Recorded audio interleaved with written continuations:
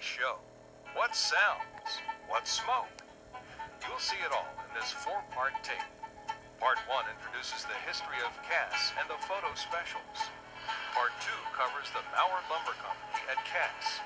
Part 3 takes you up Cheap Mountain to Bald Knob and Spruce. And Part 4 describes the scenic Greenbrier line from Cass to Durbin. Cass, West Virginia, has been the site of sawmills and logging trade since the turn of the century. During the 1920s, when Cass was at its peak, it was home of one of the largest sawmills east of the Mississippi. Its most famous customers were Orville and Wilbur Wright, who in 1904 bought clear red spruce for their famous flying machines.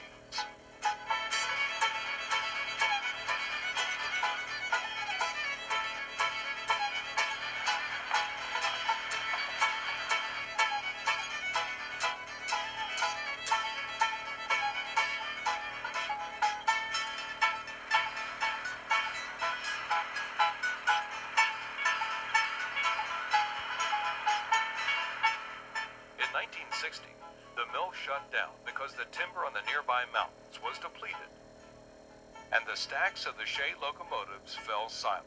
In 1963, the rails came to life as the state of West Virginia established the Cass Scenic Railroad.